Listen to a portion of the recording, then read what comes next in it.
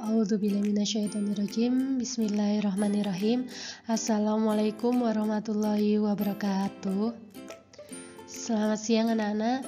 Berjumpa lagi dengan Bu Miftah pada pertemuan ketiga. Pada pertemuan kali ini Bu Miftah akan menjelaskan kaitannya dengan tokoh perumusan dasar negara. Bu Miftah kemarin sudah memberikan kuis kepada kalian ketika Zoom kaitannya dengan siapa sajakah tokoh yang merumuskan Pancasila. Nah, di sini Bu Miftah akan menjelaskan kaitannya dengan apa saja yang dirumuskan oleh Muhammad Yamin, Supomo maupun Soekarno. Rumusan dasar negara. Dasar negara ini merupakan pondasi sebuah negara. Jadi syarat utamanya adalah sebuah negara itu harus memiliki dasar negara atau peraturan yang akan dilakukan atau ditaati. Kita ketahui bersama bahwasanya Ketua BPUPKI pada saat itu adalah Rajiman Widyodiningrat. Beliau menghimbau untuk mendirikan Indonesia Merdeka harus diperlukan sebuah dasar negara. Beberapa tokoh juga mengusulkan hal yang sama kaitannya dengan dasar negara, yakni kaitannya dengan perbedaan dan persamaan dari segi materi maupun semangat menjiwainya. Usulan yang pertama pada sidang BPUPKI dikemukakan oleh Muhammad Yamin, dilanjutkan oleh Supomo dan Soekarno. Nah, Bu Miftah akan menjelaskan rumusan yang disampaikan oleh Muhammad Yamin. Nah, ini sudah Bu Miftah lengkapi dengan fotonya Muhammad Yamin. Ini secara lisan beliau menyampaikan kaitannya dengan poin pertama, peri kebangsaan. Peri ini berasal dari kata perihal, yakni mengenai kebangsaan. Bangsa berarti artinya adalah orang yang mendiami suatu wilayah tertentu. Jadi poin yang pertama yang ditekankan oleh Muhammad Yamin adalah berkaitan dengan orang yang mendiami suatu wilayah tertentu. Yang kedua adalah peri kemanusiaan. Sama artinya perihal kaitannya dengan mengenai, kaitannya dengan manusianya. Yang ketiga, beliau menyampaikan peri ketuhanan. Yang selanjutnya unsurnya adalah kaitannya dengan Tuhan kepercayaan yang kita anut.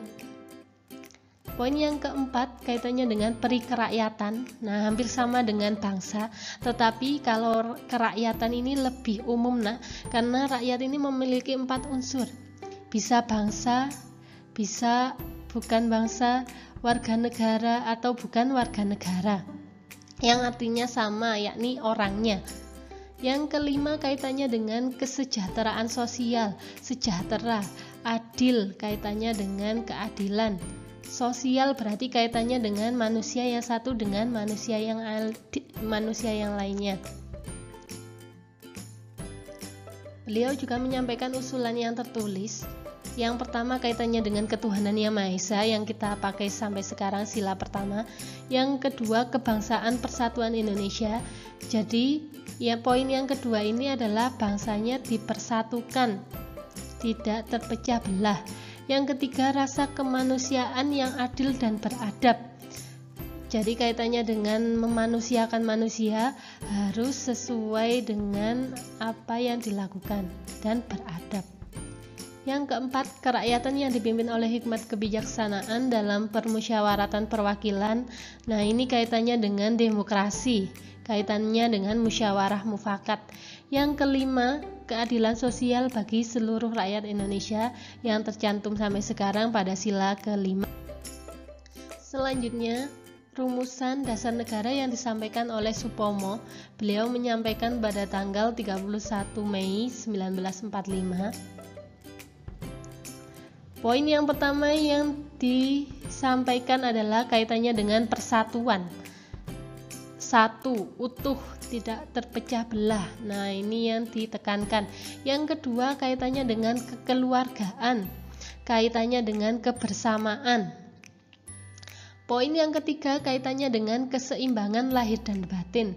Keseimbangan berasal kata dari seimbang, selaras, serasi, harus sama. Lahir dan batin berarti kaitannya dengan batinnya dan perilakunya harus sesuai dengan hati nurani. Yang keempat, kaitannya dengan musyawarah. Musyawarah ini bisa diartikan sebagai hasil pembicaraan bersama, kaitannya dengan keputusan bersama yang disampaikan bisa melalui rapat atau forum.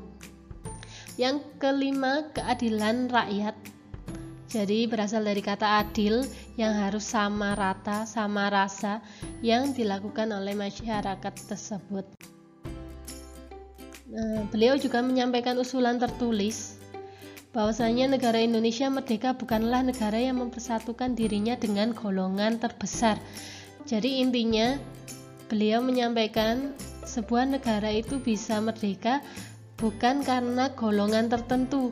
Seperti misalnya kita masuk partai apa yang terbesar di Indonesia, lalu kita ikut-ikutan partai tersebut sehingga kita bisa merdeka, itu bukan artinya seperti itu. Baik golongan politik maupun ekonomi, mencakup semua golongan paham perorangan serta mempersatukan diri dengan segala lapisan masyarakat. Jadi tidak boleh memilih golongan tertentu karena kita adalah sama. Makanya beliau menyampaikan poin yang pertama adalah persatuan. Yang selanjutnya I.R. Soekarno, beliau menyampaikan pada tanggal 1 Juni 1945 yang biasa kita kenal dengan hari lahirnya Pancasila. Beliau juga menyampaikan 5 hal dasar. Yang pertama adalah kebangsaan Indonesia. Bu Huta tadi sudah menjelaskan bahwasanya artinya bangsa adalah orang yang mendiami suatu wilayah tertentu. Karena ini Indonesia berarti orangnya tinggal di Indonesia. Yang kedua, internasionalisme. Ini kaitannya dengan paham dengan hubungan luar negeri atau perikemanusiaan. Perihal kaitannya dengan manusianya, kaitannya dengan rakyatnya. Yang ketiga, kaitannya dengan mufakat. Mufakat itu adalah hasil dari musyawarah atau demokrasi. Demokrasi ini adalah suara dari rakyat, oleh rakyat, dan untuk rakyat. Jadi perantaranya tetap pemerintah, tetapi yang menjalankan adalah rakyat. Yang keempat, kesejahteraan sosial, sama kaitannya dengan keadilan. Sejahtera berarti semuanya tercukupi. Sosial kaitannya dengan hubungan dengan orang lain, semuanya tercukupi. Poin yang kelima, ketuhanan yang berkebudayaan. Ketuhanan itu kaitannya dengan kepercayaan. Kalau budaya itu yang harus dilakukan, kebiasaan yang dilakukan secara berulang-ulang itu namanya kebudayaan. Mungkin maksud dari I.R. Soekarno, ketuhanan itu harus dibiasakan sehingga bisa membudaya, tergantung agamanya apa. Kalau usulan yang tertulis, I.R. Soekarno menyampaikan bahwasanya kelima dasar itu bukan Pancadharma, tetapi diartikan sebagai Pancasila. Istilah ini ditunjukkan oleh ahli bahasa yang artinya panca itu 5, sila itu adalah dasar.